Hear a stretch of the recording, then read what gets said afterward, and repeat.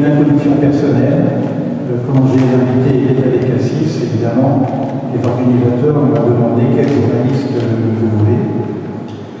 Et je me suis proposé, je ne suis pas journaliste, je suis un simple lecteur.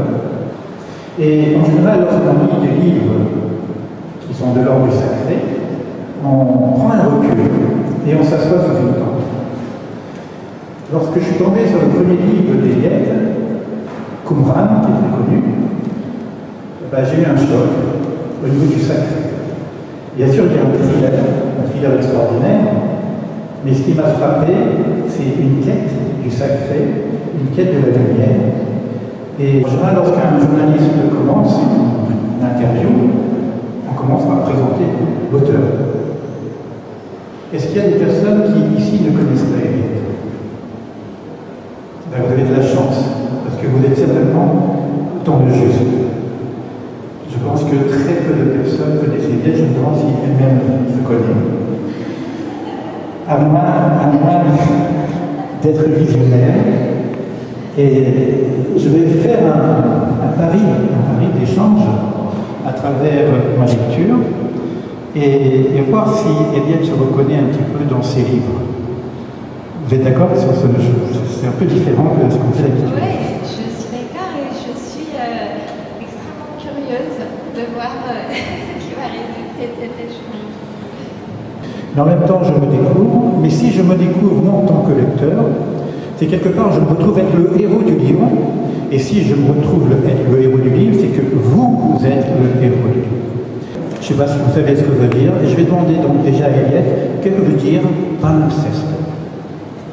Que signifie vraiment palimpseste? Et derrière ce mot, il y a beaucoup de choses. Le mot est lui-même un palimpseste. Il vient donc du grec, qui veut dire un manuscrit gratté et réécrit, puisque au Moyen-Âge, pour faire un codex, un livre, il fallait 28 moutons, donc ça coûtait cher.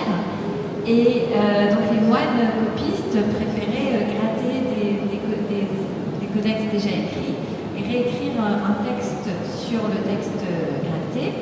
Et parfois il y avait des triples palimpsestes, puisqu'ils grattaient, ils réécrivaient, ils regrattaient, etc. Et c'est ainsi que les moines copistes ont effacé toute une partie de la culture grecque, puisqu'ils écrivaient des prières, les moines. Et grâce à la technologie numérique et à l'imagerie aujourd'hui, on peut retrouver les textes qui ont été effacés.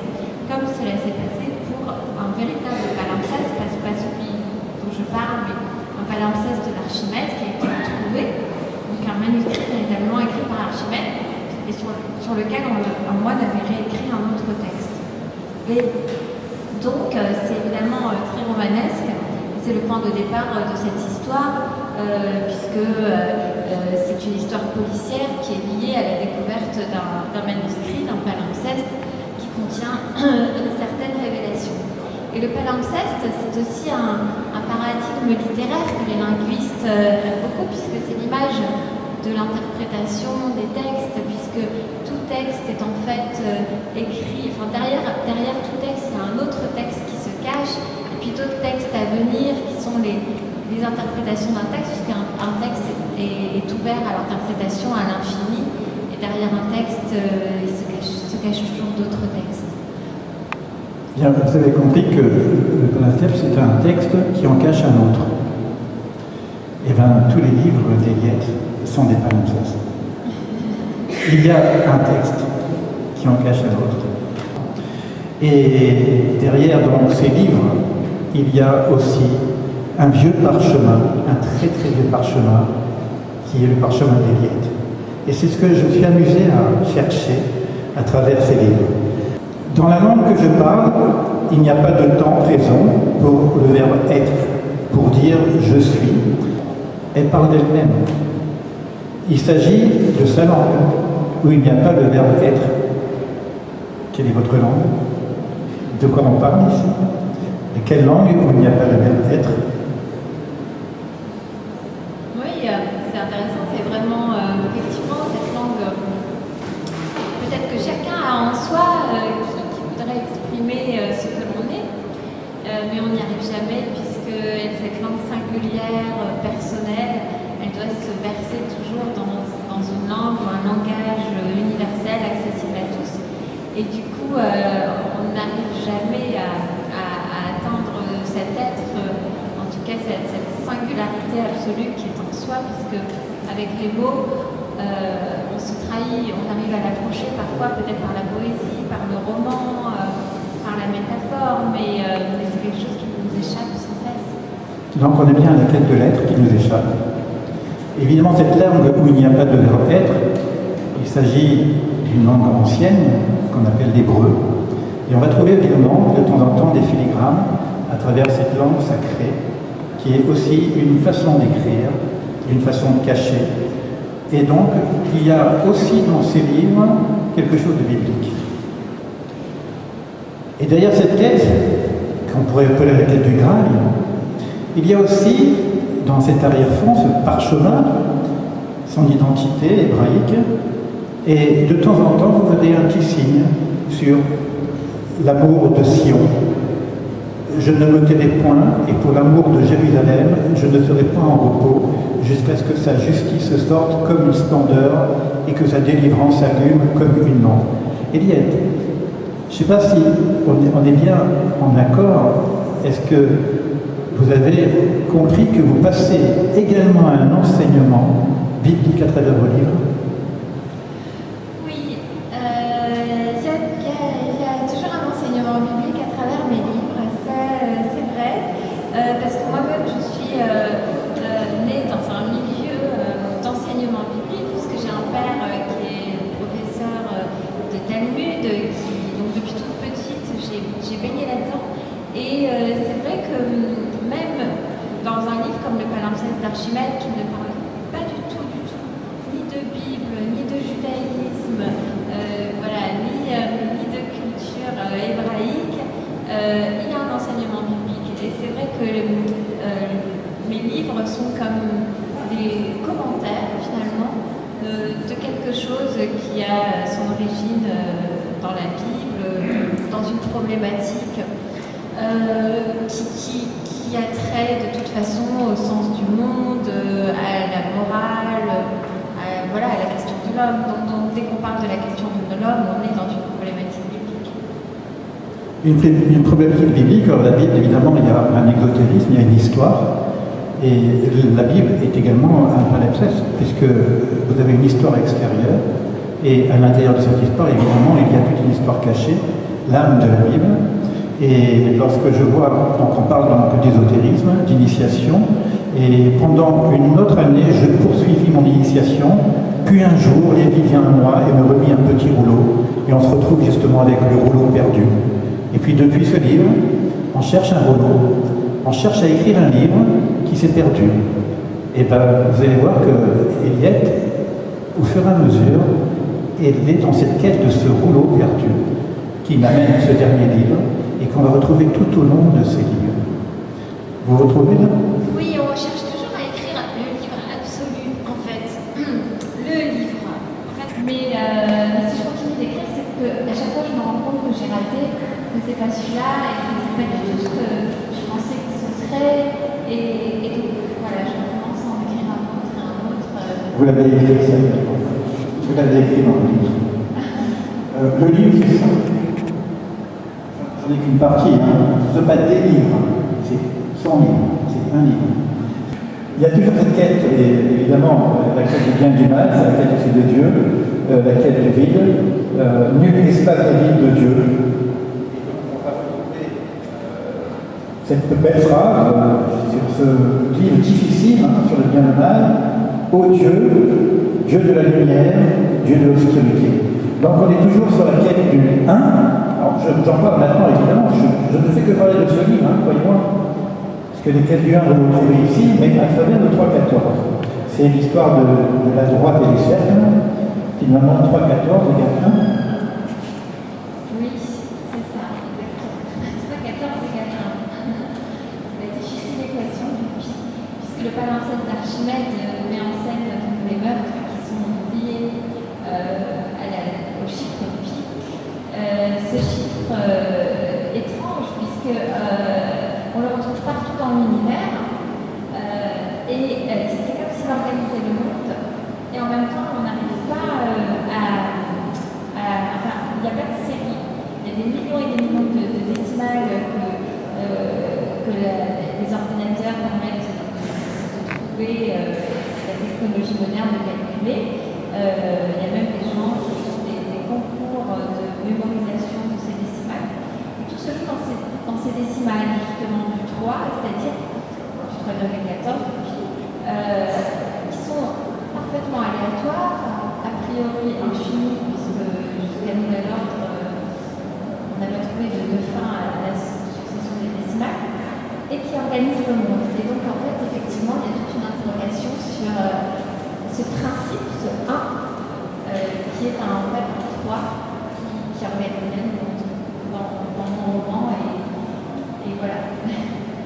On va reparler tout à l'heure du 3-14, parce que c'est quand même aussi le secret de la droite du cercle, puisque c'est comme ça qu'on commence le livre. L'histoire des liens, comme on vient de le découvrir, il y a le chemin initiatique. Et vous avez trouvé des phrases clés. Je ne sais pas comment cet imaginaire extraordinaire nous amène à ce cheminement cousu de fil d'or. C'est des étincelles de lumière. Je dirais qu'il faut rassembler ces étincelles pour comprendre de quoi on parle. Et relisez ces livres, vous verrez que tout en étant fille du père, fille de la mère des enfants, il y a toujours cette quête de vérité qui se trame derrière, mais à travers la réalité, à travers les difficultés de la réalité, à travers la vie quotidienne. Oui, c'est vrai. Tout ça, c'est la période un petit peu plus intimiste, parce que je pense qu'il ne faut pas se cantonner à un genre littéraire. J'aime bien explorer tous les genres romanesques. J'ai fait une saga familiale, etc., des romans intimistes, des thrillers, des essais. Et c'est vrai que cette période intimiste est aussi fait partie de ce questionnement, tout comme les romans qui sont des thrillers sont en fait aussi des romans intimistes. Tout est relié par... Tout est lié. Ouais. On est toujours on a une histoire, on a une vie, on a une responsabilité. Mais il y a donc un corps, et il y a également une âme. Et ce que je suis en train de découvrir, c'est l'âme de l'âme. Vous connaissez le Zohar qui dit attention, la Bible n'est pas qu'un livre d'histoire. L'histoire n'est que le vêtement. Le vêtement a un corps. Le corps a une âme. Et l'âme a une âme. Et bien, ces 4 niveaux de lecture, donc ces 4 lectures, ben, on peut les trouver également dans ces livres. Toute cette révolte de l'extériorité, cette révolte, vous connaissez un petit peu la répudiée, dont on a fait un film qu'on appelle Kadosh, et qu'il a mis un petit peu en marge par rapport à la communauté d'Israël. Et pourtant, est-ce que cette révolte n'est pas encore une quête de vérité? Kadosh, c'est sainteté. Et finalement, si je vais trop chercher le vrai du vrai, et que je prends cet habit qui m'enferme, je peux me poser des questions, et puis là, à ce moment-là, il y a une révolte qui se passe, il y a une scission, il y a une difficulté. Je me dis, pourquoi je dis ça? J'ai une kippa noire, on pourrait croire que je suis orthodoxe, mais ce n'est pas très grave. Des amis m'ont dit, tiens, tu invites Eliette, mais tu sais qu'Eliette est anti-religieuse. Et j'ai dit, ah bon? Pourquoi on anti-religieux? Elle critique la religion. J'ai dit, mais elle ne critique pas la religion, elle parle de la religion. Mais tu fais l'avocat du diable? Non, je fais l'avocat de l'ange. Et disant, vous allez retrouver l'histoire d'Eliette à travers, encore Eliette, mais à travers ses personnages, mais en même temps cette quête. C'est-à-dire votre histoire, et pas que l'histoire d'Eliette, puisque ce qu'elle a dit, c'est universel. À partir du moment où je touche l'essentiel, je touche l'universel. Donc le lecteur se retrouve dans cet universel, puisqu'il est dans son essentiel. S'il cherche, il peut lire le roman comme un roman, et puis il peut découvrir qu'il y a quelque chose derrière ce roman. Et puis il y a encore cette histoire, que j'ai reçu d'Eliette directement, d'ailleurs une épreuve non corrigée, que j'ai eu la chance d'avoir en premier lieu pour la lecture, et me voici permise à tous les hommes. Ici, il y a quelque chose d'intéressant, c'est la Gouna. Et on a pu voir que derrière la Gouna, il y a encore cette quête de Dieu. Oui, absolument. Je pense que c'est une révolte dans le cadre de la tradition, un petit peu comme les prophètes. Si on devait enlever tous les révoltés de la Bible, il ne resterait plus beaucoup d'écrits bibliques. Donc c'est toujours une révolte, mais dans l'amour. Et c'est pas une critique, jamais des critiques de haine, mais des critiques d'amour. Et Te voici permise à tout homme, ou dans La Répudiée, effectivement, il y a un questionnement, non pas sur le judaïsme, mais sur les hommes aujourd'hui. Évidemment, moi j'ai lu aussi que l'homme, c'est pas l'homme, c'est la partie masculine, et la femme, c'est pas la femme, c'est la partie féminine. Et travers sa quête, c'est le féminin, c'est l'intériorité. Donc c'est toujours encore derrière, c'est la quête de l'intériorité. Un jour, j'ai parlé avec Elia, j'ai dit qu'il faudrait que vous écriviez un livre qui s'appelle Le judaïsme féminin. Pas le judaïsme pour les femmes, le judaïsme de l'intériorité, quelque part. Et je vais terminer par ça, et après on va tout de suite revenir à ce nouveau livre. Et Eliette a rencontré un voyant, qui tire les cartes, quelqu'un qui avait la vision, qui pouvait voir un peu plus loin, qui s'appelait là Nathanaël. Et qu'est-ce qu'il lui dit à la fin du roman? Évidemment, il y a peut-être des petites choses très intéressantes, un petit livre très sympathique. Tu vas écrire un livre, et ton livre sera un livre de signes. Toute l'œuvre formera une pyramide. Ceux qui comprendront rassembleront le tout, et cela donnera une lumière qui est celle de Dieu. C'est incroyable, c'est ce qu'on a fait tout à l'heure. Ça a été écrit il y a très longtemps. Si je pense que ce voyant était un bon visionnaire, ça veut dire que si je rassemble les étincelles de lumière, je vais trouver justement cette quête. Ce sera comme un surplus d'énergie qui donnera une secousse. Qu'est-ce qu'il y aura dans ce livre? Il va amener les gens à venir vers eux-mêmes. C'est ce que nous avons dit. Et je terminerai par cette rencontre avec le messager qui confirme ce que je viens de dire. Et je vais juste terminer par ça. Toi aussi, je parle directement à Eliette, toi aussi tu es une voyante. Tu vas écrire un livre. Et ton livre sera un livre de signes. Tu seras une messagère. Ton livre aura des images, imaginaires, des thrillers. Il s'adressera à l'adulte et à l'enfant. Le roman, il sera à la fois roman et prophétie. Enfant, je disais, un jour peut-être, je serai une artiste. Alors, j'ai écrit le livre. Non, je sais que ce n'est pas déjà livre. Et bien d'ailleurs, je ne peux pas vous dire pourquoi, puisque c'est l'énigme de ce livre. En tout cas, c'est la même chose. C'est tout rassemblé, c'est toute cette quête, cachée derrière l'histoire. Une histoire qui se cache dans un thriller, c'est sans arrêt rebondissement. On a une idée de c'est lui, non, c'est pas lui, c'est quelqu'un d'autre.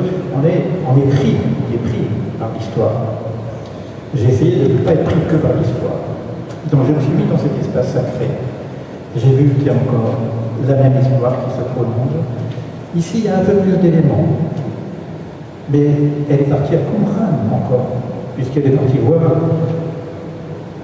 beaucoup de choses qui se passent encore là-bas. Il y a de tout encore dans ce livre. Évidemment, il y a cette histoire extraordinaire. On peut la lire que pour le thriller. Mais faites-moi confiance. Reprenez le livre d'Eliette et vous allez voir qu'ici, il y a presque quelque chose qui se dessine. Je ne sais pas si vous êtes d'accord avec moi. En tout cas, c'est le titre. Le palimpseste, ce n'est qu'un palimpseste. C'est-à-dire que vous avez plusieurs histoires ici. Vous avez l'histoire d'Eliette, et vous avez l'histoire de sa quête, et vous avez le thriller extraordinaire. Est-ce que vous êtes d'accord avec ça? Voilà, il y a l'histoire, effectivement, mon histoire quand j'étais élève à l'école normale supérieure. Il y a l'histoire des meurtres, le polar, c'est cette histoire de meurtre sur des professeurs de mathématiques qui travaillent sur Pi. Il y a l'histoire de Pi aussi dans ce livre, depuis le début, quand il a été découvert dans les époques antiques, on dit par les Babyloniens, puis Archimède. Il y a l'histoire aussi de... Il y a l'histoire du livre, depuis l'invention, enfin depuis les tablettes. En fait, on a commencé par écrire sur des tablettes, puis il y a eu les papyrus, il y a eu les codex, puis les livres, l'imprimerie, et aujourd'hui on en revient aux tablettes. Et c'est comme si le papier aura été une toute petite partie de la grande histoire de l'écriture qui j'espère continuera. Et il y a également la grande histoire, à travers l'histoire policière, puisque dans ce livre on voyage énormément, dans l'espace et dans le temps. On se retrouve à Constantinople pendant le SAC, à Alexandrie au moment où brûlait la grande bibliothèque qui rassemblait des écrits du monde entier, que les Ptolémées avaient rassemblés, qui ont été à jamais perdus. On est dans un monastère en Judée au XIIe siècle, et puis jusqu'à qui existe toujours. Oui, j'ai fait des recherches et il existe le monastère. Saint-Savas, c'est pas loin de Qumran. Et jusqu'à l'époque d'Archimède à Syracuse, Archimède, ce très grand savant qui avait fait des inventions incroyables qui ont permis, qui ont servi des inventions militaires notamment, et aussi mathématiques évidemment. Donc on traverse comme ça le temps, les époques, on dépasse, on explose les cadres du thriller classique pour entrer dans une sorte de fresque. Et puis il y a l'histoire aussi d'une initiation d'un jeune homme qui est Joachim, puisque c'est un livre initiatique. Et ça me fascine beaucoup. Quand je me suis penchée sur Pi, évidemment, je me suis intéressée aussi au nombre d'or, Phi, qui semble aussi régir plutôt les voies de l'esthétique, alors que Pi, on est plutôt dans l'ordre du monde. C'est pour ça que Pi m'a plus intéressée que Phi. Mais c'est vrai que les deux nombres se rejoignent et dans ce questionnement que l'on peut avoir, et cette espèce de vertige que l'on a quand on les contemple et que l'on se demande est-ce qu'il y a un code, est-ce qu'il y a un secret, est-ce qu'il y a un chiffre qui nous gouverne. C'est la même lettre, Pi et Phi. C'est le P, la parole.